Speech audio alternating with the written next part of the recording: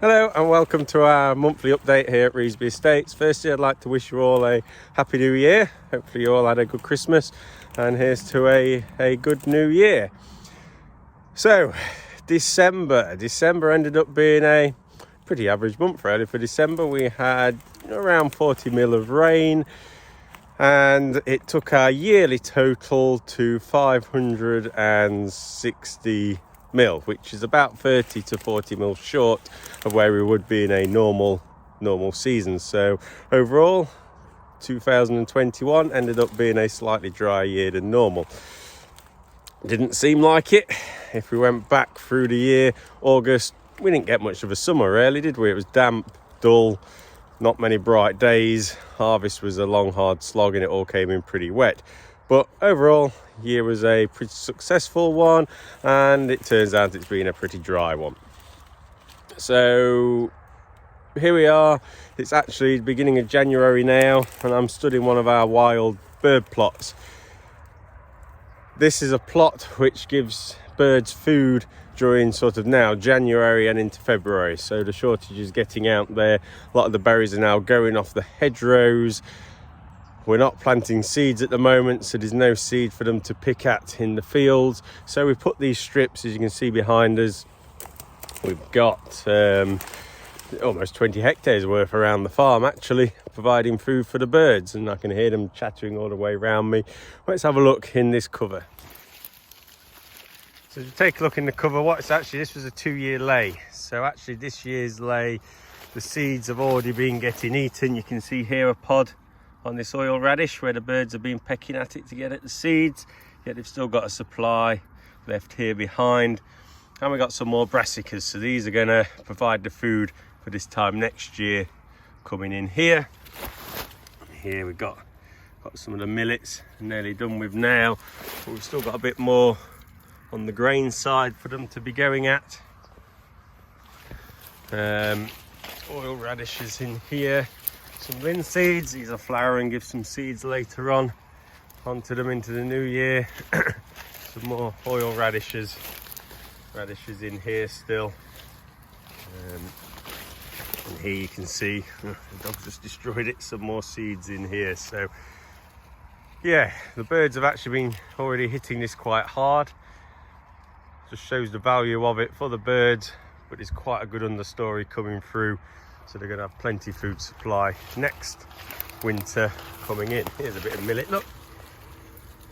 Again, it's been stripped quite heavily on here, but there's still some seeds on it, and the birds love it. Now, although we're encouraging the birds into here, we do have one type of bird which we don't like to encourage. That bird is the wood pigeon. The wood pigeon at this time of the year also hasn't got much of a food supply. All the beech master's gone, all the ivy berries, what they like to pick at, have about gone. So they will attack our oilseed rape, and they can actually decimate fields of oilseed rape. So let's go and have a look at that. So I'm now in one of these oilseed rape fields we've got. Oilseed rape, it's a very good break crop for us, but it has a lot of things going against it. We've got the flea beetle in the late summer, early autumn, when we actually plant the crop. As soon as it's coming out of the ground, it's got a pest trying to eat it, which we can't do a lot with other than try and use cultural methods, which we're learning a lot on how to do. So once you get it through that stage, we then get into this winter, and then the pigeons take a fancy to it, and they start trying to, basically, they will kill a crop of rape off if you're not careful, and they can take whole fields, because the flocks of these pigeons in the winter time flock together. Some come across from Europe as well, come across here where it's a little bit warmer, and they can decimate these fields. So let's just take a look at this rape. So here's the rape plant, trying to look for some rape. Here's what the leaves should look like. And as we take a look across here, we can see where the pigeons have been tearing at the end of the leaves here. Now this isn't too bad damage, because what will happen is these leaves actually anyway have pretty much done what they're going to do, and they will die off. But we need to keep some leaf area. If you have a look at this plant here, they really have taken a lot of this leaf out, but luckily we've still got a big one here, so we need a bit of leaf area to give us some energy in the spring. as long as what we don't want is, if to get down, is when we start getting a bit of stem extension. And right in the centre here is the heart of the rape plant. And as that grows up, if they was to nip that off, that really does damage us then. We will get secondary branching coming out, but your main yield is coming off this main first stem. So we really have to try and keep them off. So they're doing some damage on this rape, but not too much at the moment. So we just try and deter them. Now we've got several methods of deterring them. Obviously when we deter the pigeons, there's just walking the field. So as we come to check on the field ourselves, walking around, the dog running around, puts the pigeons up and away they go.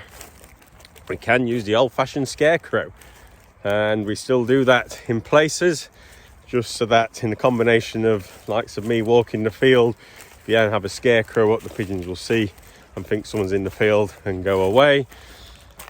Rope bangers, so it's a rope with some bangers on it which just bang throughout the daytime, scares the pigeons away. The only problem with them is you have to keep replacing them every day, and they are quite costly, but it can help when you've just got small pockets where the pigeons are starting to come into, just to move them on the way. Or then we have the more not permanent, semi-permanent measures when we've got an area what's coming under attack and we need to keep it clear constantly, because within a few days if a pigeons land on an area, they can absolutely take it. As you can see behind me now, this area is getting a little bit thin here, so we've got another measure. Let's go and have a look. Here we have what's known as a gas gun. So this just bangs, basically fills a chamber of gas, ignites it and bang, puts a big bang out, and it'll echo around. You can see we've got some woodlands behind us what the pigeons like to sit in. It's actually just banged, and there's some pigeons being put out of it.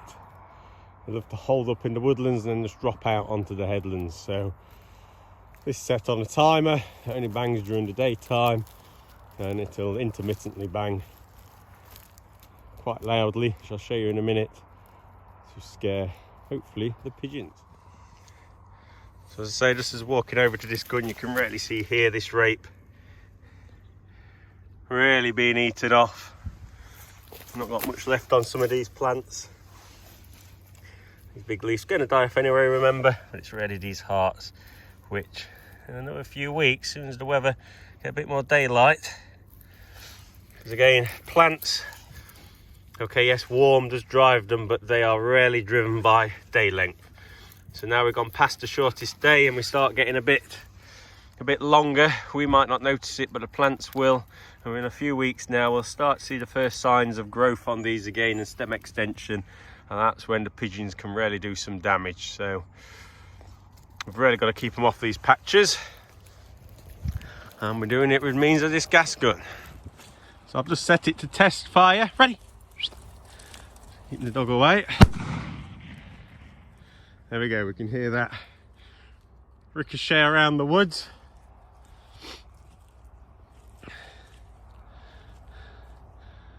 And keep this area hopefully clear of the pigeons.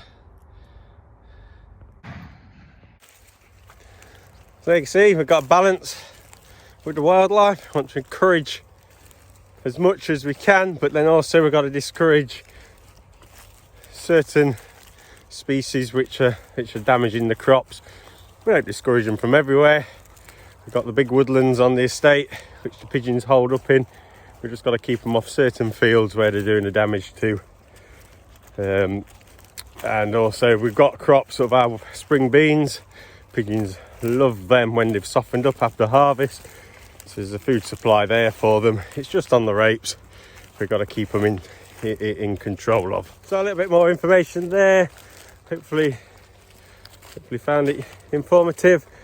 And then as we go through January, we'll have a big push. As long as the weather dries up a little bit, we'll have a big push on our sugar beet. So our next monthly update, I'll try and give a bit of detail actually into the lifting of our sugar beet, and then where it goes and what it is used for.